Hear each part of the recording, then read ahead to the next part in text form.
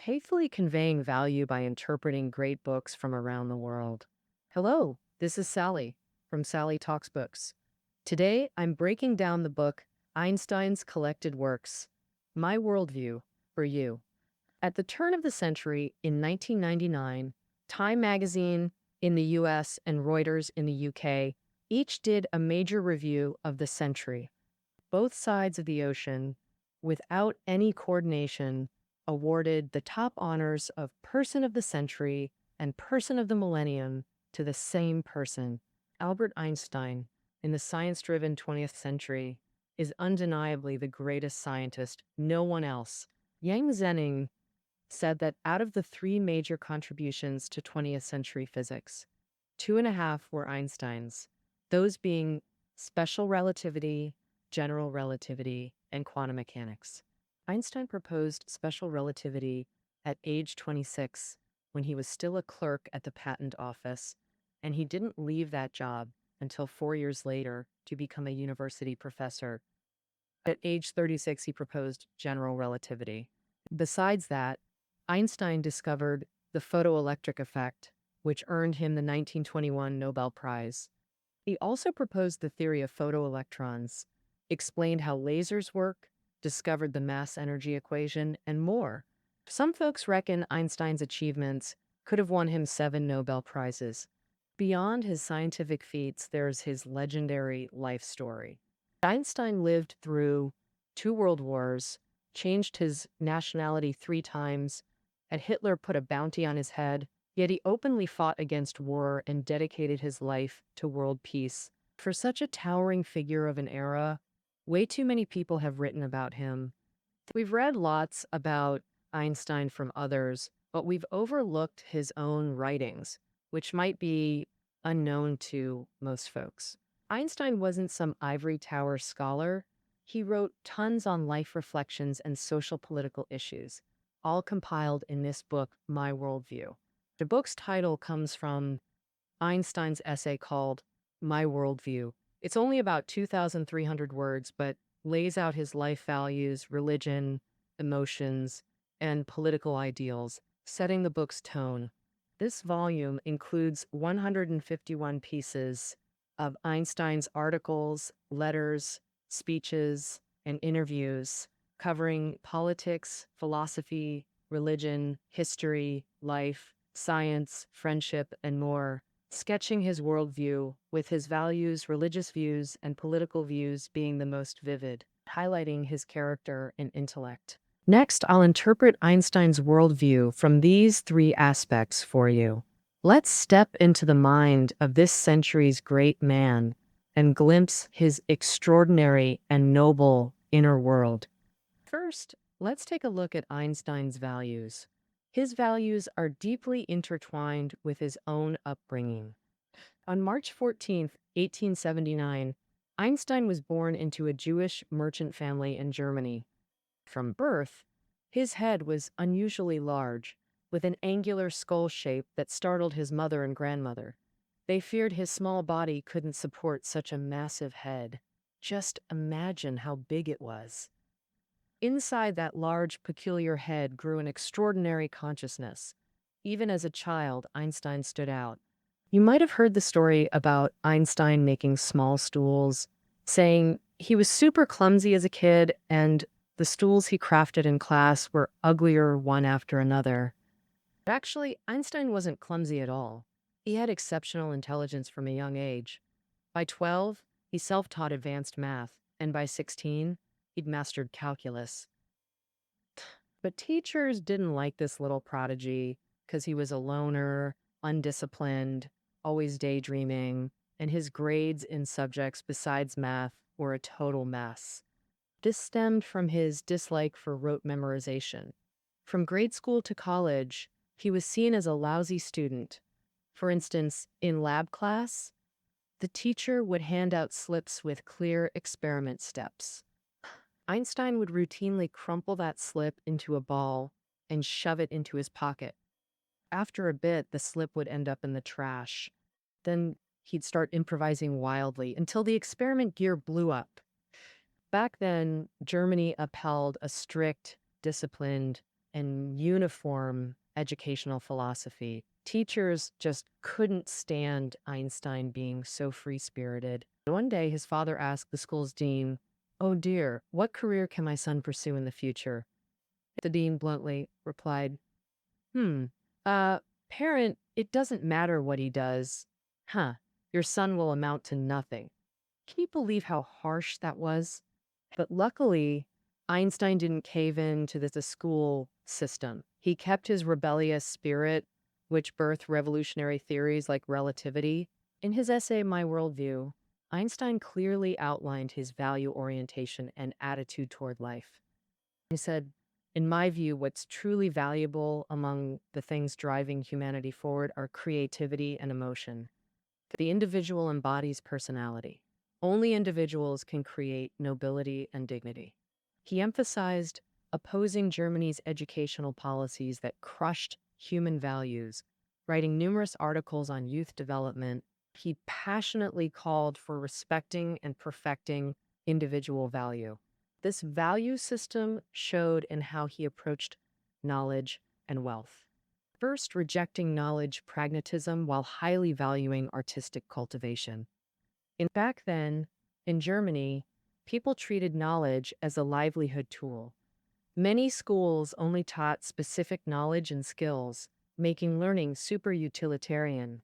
But Einstein countered, students taught just specialized knowledge resemble well-trained dogs more than well-rounded humans.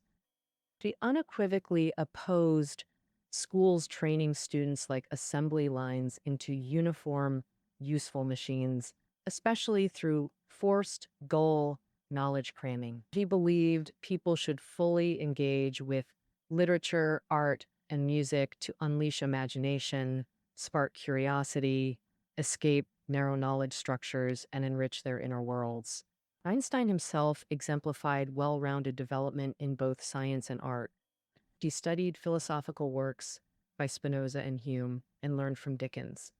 He'd debate friends late into the night over a single word in Cervantes's literature. Music held special meaning for him.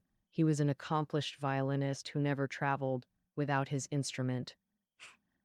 Even at serious academic conferences, his violin case stayed beside his chair.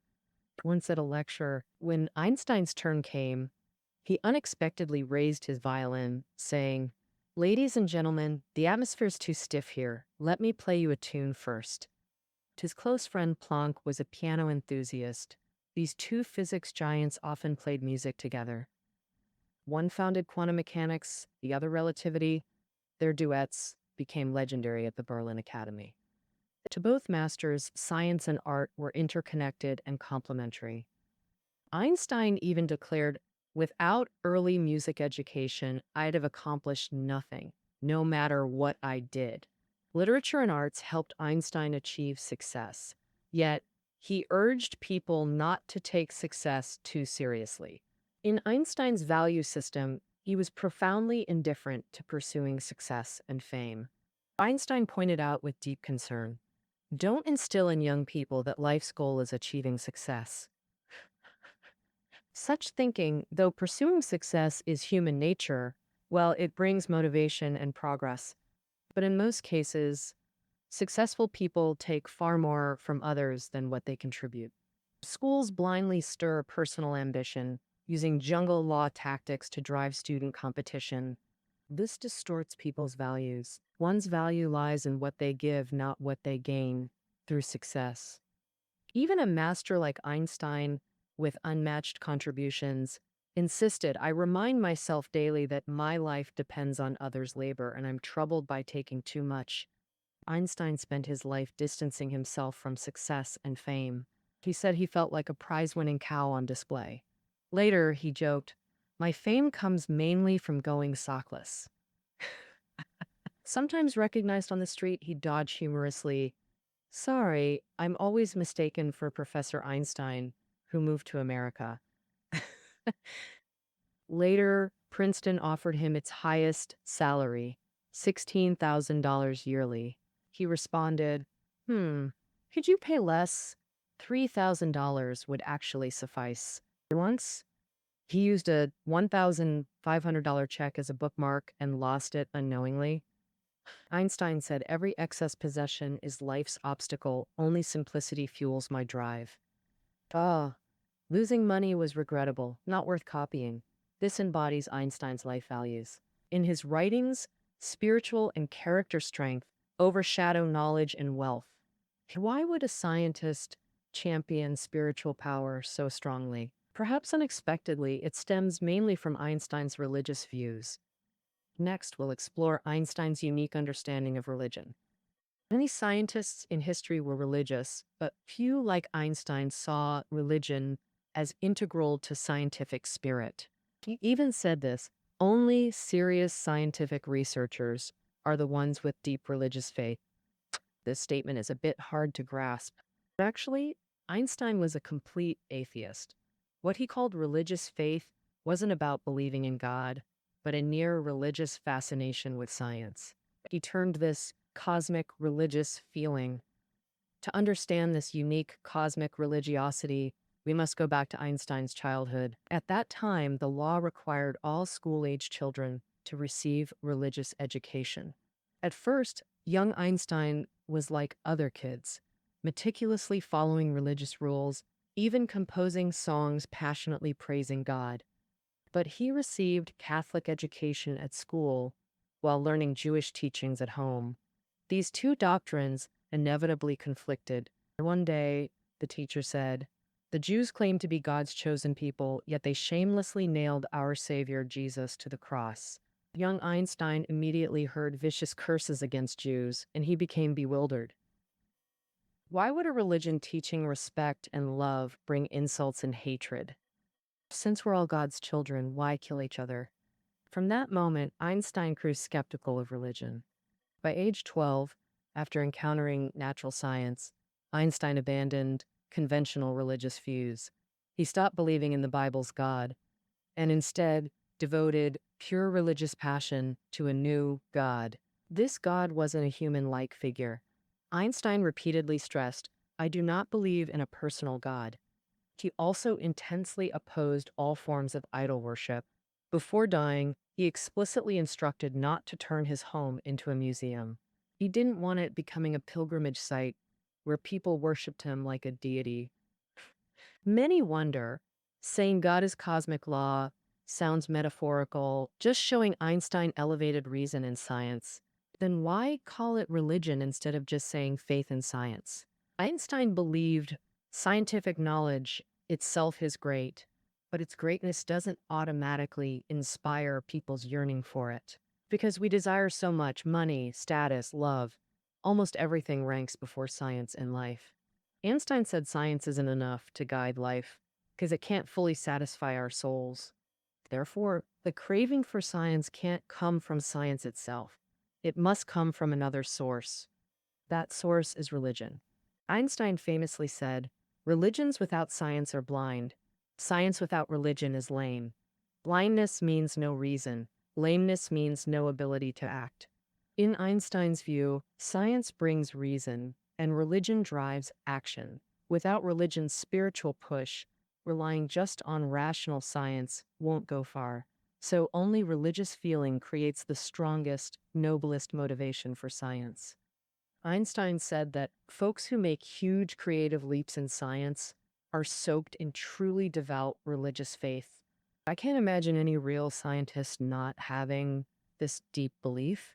Though science's results have nothing to do with religion, without religion's spiritual strength, you still can't break free from selfish urges to dedicate yourself to pursuits and ambitions beyond personal gain. For Einstein, physics had that super personal value. It couldn't be traded for cash or used as a way to earn a living because it's lofty and sacred. To make a living, you could be a shoemaker or a watchman. He even joked, "I could grab my violin and play door to door, always scrounge up some dough." It was this cosmic religious feeling that gave Einstein a transcendent outlook. This showed not just in academics, but in his political stance, giving him a mindset that crossed national, racial, and state lines. Next up, let's dive into Einstein's political views. Einstein's political views can be summed up in four key points: opposing narrow patriotism, backing just national struggles, calling for a world government beyond sovereignty, and supporting socialist public ownership of production. First, opposing narrow patriotism and nationalism. Einstein lived through two world wars, which best show a person's feelings about their country. On patriotism, by regular standards, Einstein would flunk for sure. He's not just not a patriot, he's practically a traitor. German education leans toward creating obedient subjects. Einstein thought that this herd following group behavior only bred narrow minded patriotism. When Einstein was in high school, Prussian militarism already filled German schools. Many kids admired soldiers carrying sabers and riding war horses, yelling fanatical slogans, treating the empire's glory as life's creed, while tossing aside learning interests and the joy of knowledge seeking. Even as a teen, Einstein utterly detested this kind of education. He even decided privately to leave Germany to dodge the draft, and for that, he got expelled from school. His anti-war mindset stuck with Einstein all his life. He sharply mocked militarism and the blind obedience of fascist followers, saying these folks having a brain was just a fluke. A single spinal cord could have handled everything. And I'd rather be chopped to bits than join in such vile schemes. Einstein opposed using patriotism to excuse starting wars. He openly criticized the word patriotism. He said, patriotism is a name that draws pity, yet it's been twisted and abused. For over a century and a half, this false idol has soaked up terrifying, deadly, evil power everywhere. This wasn't because Einstein lacked national feelings. It was the historical mess that drove him to deep despair.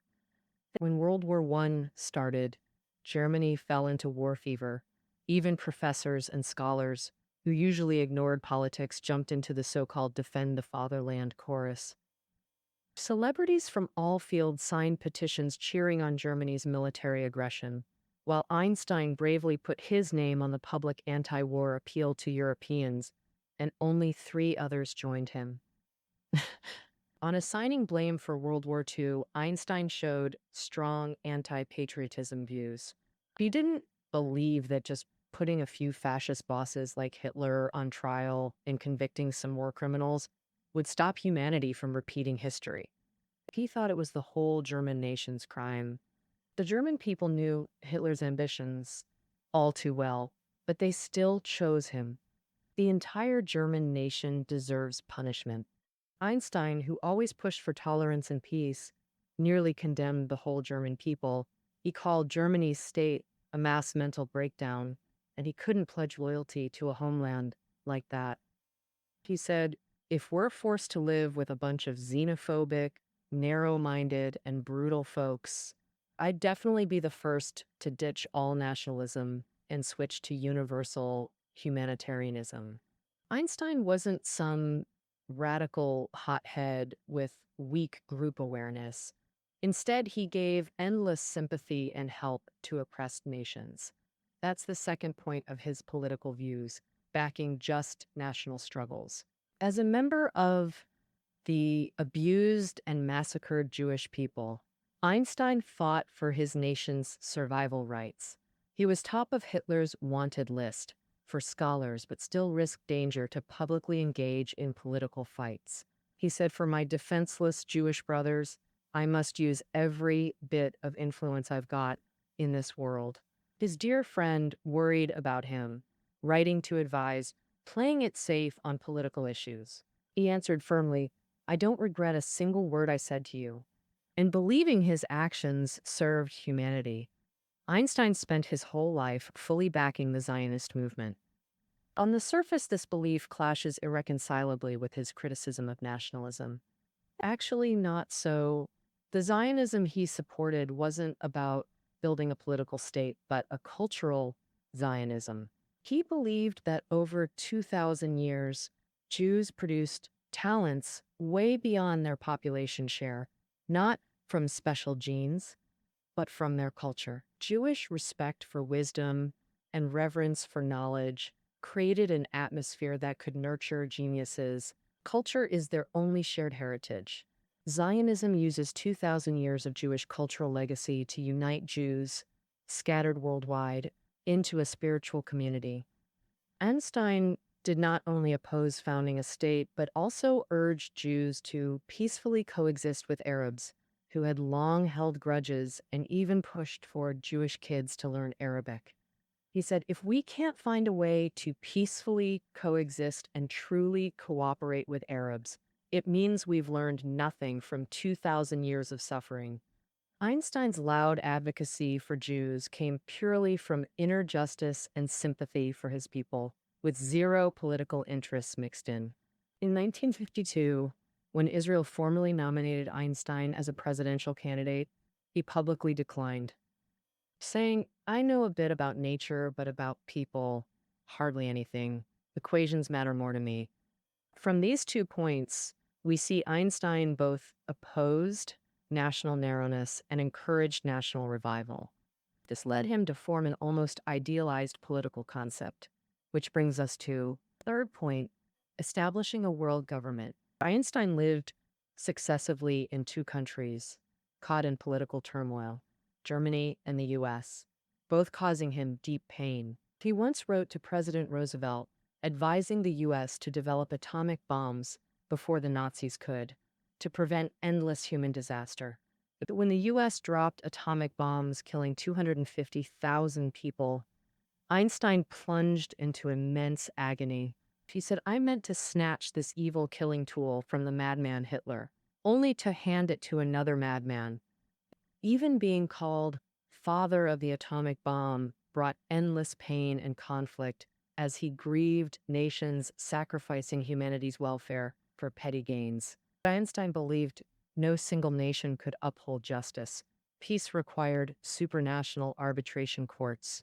This institution, unlike the Geneva League of Nations, must have means to enforce its resolutions, meaning an international court with standing military forces, preferably with police powers. He urged all nations to abolish conscription, calling youth to refuse enlistment, declaring it the main cause of moral decline among white people. He bluntly declared every nation should surrender some sovereignty to support international institutions. After the war, he intensified calls for a world government, formed by the US, Soviet Union, and UK, jointly controlling atomic secrets. Beyond international politics, Einstein was deeply interested in socio-economic issues. Now to his final political view, supporting socialism, stemming directly from his internationalism and humanitarianism. Back in 1917, during Russia's October Revolution, Einstein wrote, expressing admiration for Lenin, praising the revolution's humanitarian spirit. At that time, no natural scientist in Germany could support Lenin so firmly and clearly. He was also invited to Germany's Marxist Workers' School to give talks where he was embraced and adored by the working class. After moving to America, Einstein carried boundless compassion for the laboring people. He wrote a political article titled Why Socialism in the Socialist Journal Monthly Review, dissecting capitalism's flaws like money worship, dehumanization, exploiting others' labor, and ruthless competition. He said, eliminating these grave evils requires one path, establishing socialist economics with socially owned means of production under planned utilization, while fostering social responsibility to replace worship of power and success. Einstein's leftist ideas brought him various persecutions. Right after 2001, the US and Soviet Union formed capitalist and socialist blocs, escalating ideological battles. For a renowned intellectual openly supporting socialism, the FBI saw Einstein as a thorn in their side, eager to eliminate him. By his death, FBI surveillance files on him totaled thousands of pages. Some publications denounced him as a subversive. 5 months before dying, Einstein told reporters, if I were young again, I'd absolutely not choose to be a scientist. To gain some independence, I'd rather be a plumber or a street peddler. This was the great man's deepest discontent and despair toward the political climate. That covers the main content of Einstein's My Worldview. Biographer Selig commented, Einstein was the world's conscience. In science and ethics, he shone brightest in human civilization. The Washington Post once honored him with a cartoon. In it, when alien life gazes at Earth through the cosmos, they see only one phrase. Einstein once lived here, and that concludes our reading of My Worldview for you. Reading notes are below the audio. See you tomorrow. Bye, Sally. Bye for now.